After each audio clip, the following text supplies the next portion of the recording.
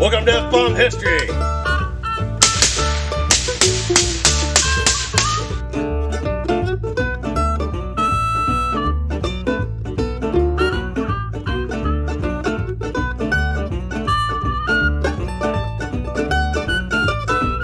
Every evening when the sun goes down, get with my party and I begin to clown. I don't care what the people are thinking.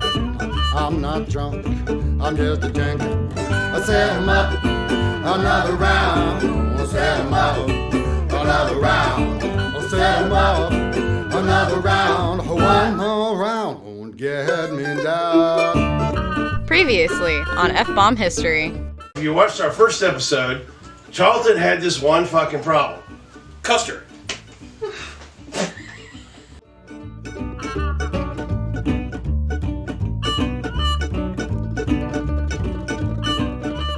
Alright, we're about to get to the next segment, but first, bartender! Bartender, please. Thank you. Thank you, sweet Addie. Sweet Addie line. Wah, wah, wah. She's a hell of a freaking bartender, though.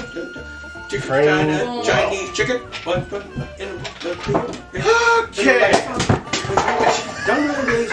Okay, so let's talk about provincials. So provincials were Americans. This is the problem. America. This is one of the things that is like freaking hard to describe to a lot of laymen in the American Revolution. Those of you that are out there, they'll look at the American Revolution and want to say, well, the Brits wore red and the Americans wore blue. No, it gets way more muddy than that. Yeah. Provincials are Americans. Yes. All right? They wear green, but before that they wore red, before that they wore blue, but sometimes they wear brown. And green. And white. And green. So how do you know who the enemy is? The motherfucker shooting at you. The guy that's shooting at you is the bad He's the enemy. So, here's the problem, is the freaking Tarleton comes down south from New Jersey and New York, and what's he do? He needs to find a bunch of people to recruit because his regiment is looking a little light. Where does he go? He goes to Charleston. Why does he go to Charleston to recruit people? Because Charleston has all the prison hulks. Who does he recruit? He recruits a lot of people out of the Marylanders. Well, a small percentage, yeah. And he recruits a lot of guys out of Delawares. A small percentage. And he recruits a lot of Virginians. Yeah. Good chunk of his army came from New Jersey, Royalists. And New York and shit. New York. But New Jersey, New York people that want to burn down the South whenever the chance they get. Intensity. That's another show. Okay. But anyway, Intensify intensity.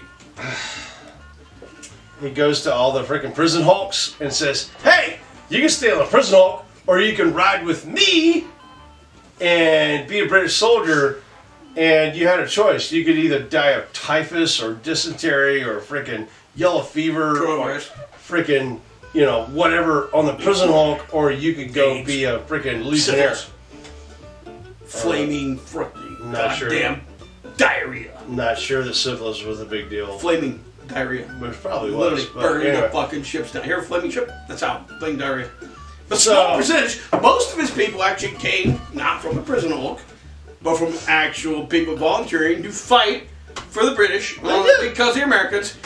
Because it's sort of like the political parties today. People were set in their political parties, and they thought one side was good and the other side's bad, and they fought to the death over it. So the thing about provincials, if you hear about British provincial means that dude born and raised freaking in America.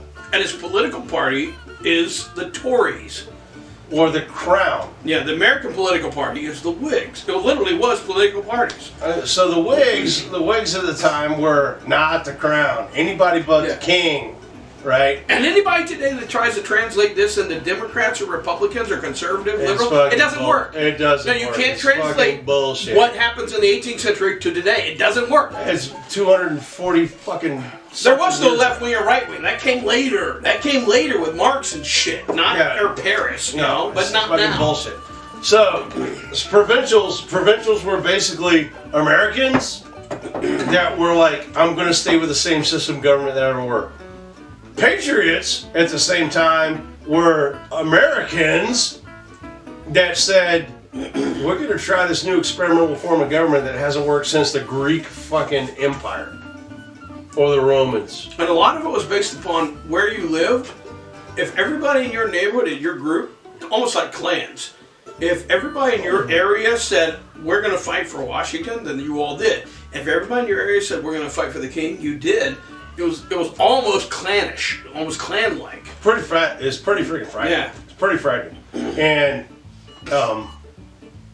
considering nowadays, it's really fucking frightening. Yeah. We're not going to go down that path, though. But anyway, so we're going to get back on the track here. Yeah. Morgan's heading freaking west, right? He sends Washington to Hammond's store to freaking kick the shit out of freaking bunch of damn Georgia fucking loyalists, right? Which totally changes the fucking face of the battle. And when Cornwallis figures out that Morgan's heading west, he goes, you know what? That dumbass freaking Green just divided his fucking force. I'm going to go eradicate that force. So who's he send? His biggest, baddest, freaking most aggressive commander, who I would have worked for because he was a fucking badass, Tarleton, to go eradicate an entire fucking half of the Patriot Army and says, go fucking run his ass down. Now, Tarleton was like, roger that, sir. All the way. I'm fucking going. And that dude didn't really think that fucking road march needed to have brakes. Well, okay, let's flash forward. Tarleton is moving toward Morgan. As Tarleton's moving toward Morgan, the whole plan was to try to divide Cornwallis' force in half.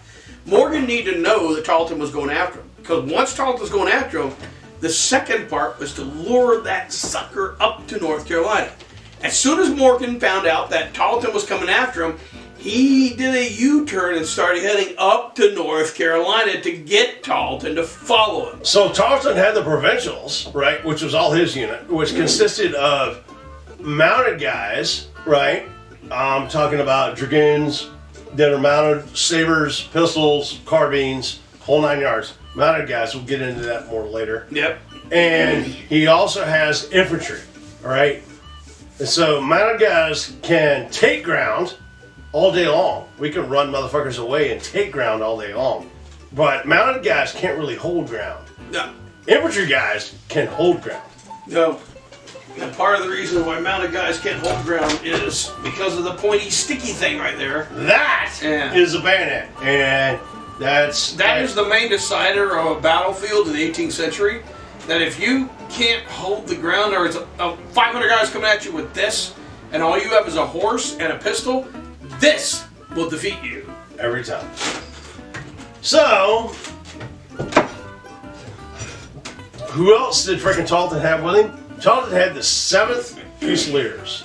7th Fusiliers had kind of been slapped around in the American Revolution a little bit. Yeah. They had lost their colors in Canada. Most of them got captured. Most of them got captured. Wiped out, yeah. And they were trying to reconstitute, but the 7th Fusiliers, there was a section of them that ended up under Tarleton.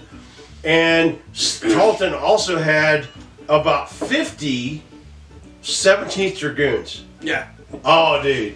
17th Dragoons, red coats, white facings, big leather helmets on, brass trimmed, big skull and crossbones on their freaking helmets.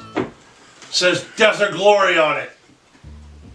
You look at today, and the freaking tankers and the freaking Brits still to this day have a skull and crossbones on their tank regiments. It says Death or Glory, known as the Death or Glory boys. Alright, he had freaking hardcore British regular, hardcore professional British regular dragoons, about 50 of them, right? And everybody goes, all my modern guys are going, oh, you just had a platoon? Whatever. No, these guys were fucking badass. They were badass, alright? And the last element of troops that he had that were consummate badasses were those 71st Highlanders. Yeah. Now you got a picture. 71st Highlanders was a Highland regiment that, and when everybody thinks Highlanders, you always think of a kilt. You think of somebody running around in a little dress. That's why I wore my little dress today to illustrate the kilt. However, the 71st Highlanders in the South didn't wear a kilt. They wore pants. And the reason that is, well, the reason they wore the pants is because you don't want to run around in the South with nothing but a bunch of chiggers, mosquitoes, and wet vines, and everything grabbing your crotch as you walk by. Blackberry bushes Yeah, are fucking bad. You don't want to fucking wear a kilt. Blackberry bushes? Now, the Highlanders have a little history in the South, and part of it was when they took over, and they attacked and fought in Augusta, they left this one sergeant, a guy called McAllister, in charge, and they had this thing of honor where if you captured an enemy's leader or his officer, and you're in a city, you would make sure that his family didn't get hurt. So the Highlanders put a guy called McAllister in charge of watching over a house of one of the Patriot leaders, and he would guard it and make sure nobody would hurt the family. This didn't work out. It was a whole honor thing. Well, what happened was a bunch of fucking thugs from Georgia on the Patriot militia found him, slaughtered the guy. And so from that point on, the Highlanders are like, fuck you! We're gonna kill everybody. We're gonna kill fucking everybody. In fact, they did that at the Battle of Briar Creek. Oh my God, they slaughtered everybody. And part of it was McAllister's revenge. You know, that's what they called it. Now, when they went into Battle of Cowpens, they expected nobody to give them mercy because they had shown nobody else any mercy. So they were like the professional soldiers. They were like, put it in modern terms, they were kind of like the 82nd Airborne of Tarleton's Legion. In other words, we're not going to give up. We're not going to surrender. We think we're best special because they were. They were more highly trained. And we're going to fight to the fucking death. That didn't work out so well. Yeah. Now, here's the deal. Back to the track. Morgan wanted Charleston to follow him. He didn't go fast when he was heading to North Carolina. He didn't go fast. He went a little slow because he wanted Tarleton to continue pursuing him. He knew he had his own mounted guys out there on freaking fast horses, on everything that were keeping an eye on him because, I mean, you can't do anything in Afghanistan without somebody fucking knowing exactly what the fuck they're doing. And it was the same goddamn thing. Now, he moved slowly, but he wanted to basically draw the British farther and farther away from South Carolina. Pretty much. Morgan decided to head to an area called Cowpens. We'll talk more about that in a minute. But as he's heading there, some of the things that helped him out was this is January of 1781. And it's January, man. The weather sucks. This rain is pouring down. Cold. So all the rivers are like heavily flooded. So every time the British had to cross a river, it took them a while. A bit. And then on top of that, Morgan did things like his guys who were scouts were chopping down trees, slowing down wagons. Because you got to figure, a British army, as it moves forward, you have a ton of wagons that are carrying ammo and medical equipment and everything else. And here's the other thing. Rivers in South Carolina are not like rivers up north. Rivers in South Carolina can be a quarter-mile wide. Rivers in South Carolina can be a quarter to a half a mile wide. It's ridiculous, and it depends on what the weather's doing that day and how bad the swamp is on either side of that river. So a river, when we're talking about a river, we're not talking about a Yankee river, we're talking about a southern river. Now, check it out. As they moved across, going after Morgan, they're crossing heavy rivers, but the other thing Morgan is doing is kind of like a scorched earth technique. In other words, they're making sure there are no rations, no food at all. So the Army lives off the freaking ground at this point. You gotta figure the battle happened on January 17th. The British on January 15th ran out of food. Meanwhile, the Americans are still eating pretty good because they're taking all the food in the area. In fact, I think I have some food right now. That'd be awesome. We're at the Cowpens. Yeah. This is Sally Luttenbrad. If you want to find out more about the food on the show and recipes like this one, check out Food Bomb and see our Patreon page for more information. And she told me not to use the axe. What? I'm gonna use the fucking. Hang on. God damn it! I'm getting It's cheese. too many. I'm getting fucking more. fucking cheese. My axe does. I shouldn't have used the axe. Jeez. I think I cut my tongue. Yeah, yeah. Okay, Sally Lundgren. Yeah. British are being delayed crossing these really bad rivers because it is January 1781. And The fucking sucks outside. Now, as Morgan is moving toward the Cowpens, first off, you gotta understand about the Cowpens. The Cowpens is a field, everybody knows where it is. All across the South is a massive forest. And it's basically like saying, hey, maybe it's a Walmart parking lot. Yeah. Everybody knew what it was. Now, all across the South, and that's what, in fact, if you get into Kentucky, they actually call it the dark and bloody ground because it was always dark. Imagine a world where your entire world is dark forest. Most of the battles in the Revolutionary War in the South happened on roads, and the reason they happened on roads is because it was the only clear area. Nobody could find anything because of the dark forest. Now, Morgan knew about the Cowpens, and like he said, everybody knew where the Cowpens was. Now, Morgan needed more people because he only had about the same amount as the British Army. He needed more. And so, to need more, he told everybody in the region, meet me at the Cowpens. Come to the Cowpens. Come to the Cowpens. Come to the Cowpens. And so everybody knew where to go because the Cowpens was this giant field in upstate South Carolina where farmers put their cows in the winter where they grazed and shit. And then in the springtime, they did this massive cattle drive all the way up to Philadelphia along the wagon road. Or Charleston, or Savannah, or wherever the boat was. And so imagine, basically 18th century cowboys doing a cattle drive. Pretty much. So basically, think of like Lonesome Dove, but with, tricords. Now, as they're going there, basically Morgan told everybody, meet me at the Cowpens. Now, everybody knew where it was, and because of that, Morgan was able to get about 1,500 more militia to show up. Now, the numbers vary. Some say 500 militia, some say 2,000 militia. The reason nobody knows the exact number is because this was a flight where people just float in during the battle and float out again.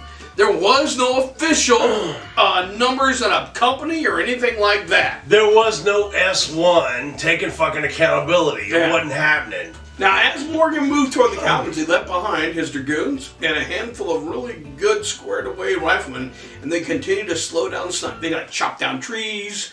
They actually set the woods on fire to slow them down. At one point, yeah. Yeah, and it's constant sniping and harassment. So every time the British crossed the river, it slowed them down. Every time they moved across a road, the giant tree in the way slowed them down. And so it just kept slowing the British down enough to wear them the fuck out.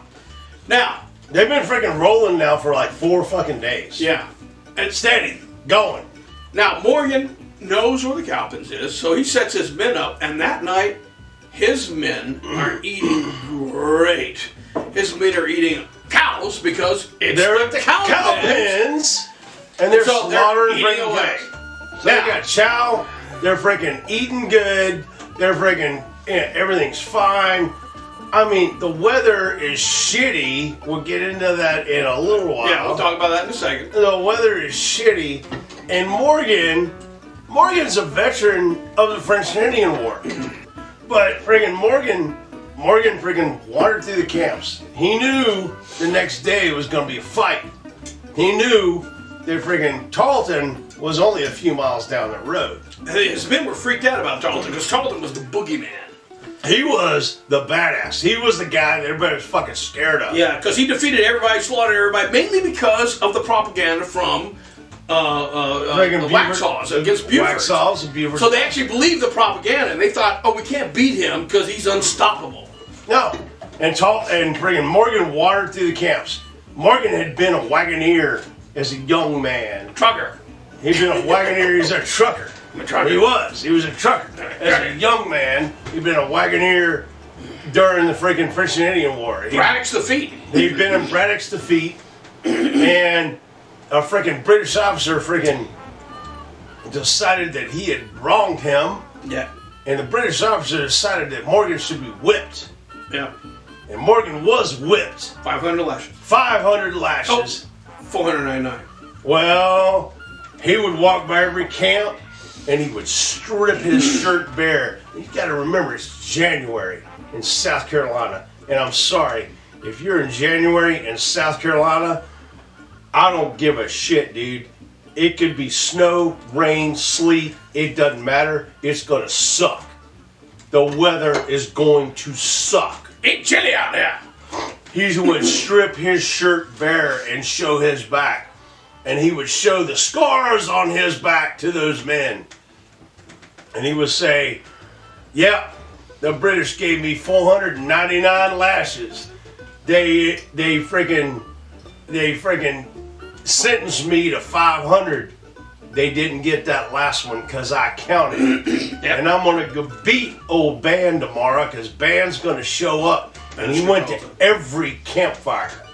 He went to every camp in that army. And he talked to all those men that were freaking scared. Yeah, they were. They were fucking scared. I mean, Ban's coming. Banastre Tarleton's coming. He's the boogeyman. Yep. He's coming. He's the And he went to every camp and he goes, "Nope, I ain't scared of this motherfucker. Let me tell you why." Yeah, check it out. Tarleton was beat at Blackstocks under Sumter. Yep. He was beat at, well, he wasn't beat at Hanging Rock, but his men were beat at The Hanging men Rock. were being a hammer. There was British Legion was beat at Hanging Rock. And also, they were beat at Charlotte. defeat. When they went to Charlotte, he was stopped by 50 guys in Charlotte under a guy, a devious motherfucker. I'm telling you, an awesome guy called Red Davy. We'll talk about him in another show. Davy. Now, tell them what the fuck a Legion is, because the British Legion was Okay, so Tarleton's showing up, right? And Tarleton's got approximately freaking 200 freaking mounted guys. He's got about 150 to 200 freaking infantry guys. He's got 2 freaking artillery pieces. Yep. And those 2 artillery pieces fire 1-pound cannonballs. 3 pound. Well, 3-pound cannonballs. 3 pound cannonballs. 3-pound cannonball, about that big. Right? He fires a freaking cannonball like that. Yeah. Right? And I'm sorry, when you show up on the field and there's a fucking cannon there, that shit changes the game. So That will hurt you. He's got I dropped my balls. all of the freaking battlefield systems in one unit. All of them. All he's got to do is orchestrate how they're used. Tarleton's got a problem because he doesn't know how to do that. He's got a problem because Tarleton's got the same problem that Custer had. He doesn't know how to orchestrate all those freaking battlefield systems, the 3 battlefield systems of the 18th century. Infantry, artillery, and freaking cavalry. Next time on F-Bomb History. I can't read. I never knew talking was so hard. Came home last night all full of lush. My babe began to fuss and I said, "Honey, hush. I don't care what the people are thinking. I'm not drunk, I'm just drinking." I said, "Mother, another round." I said, "Mother, another round." I said, "Mother, another round."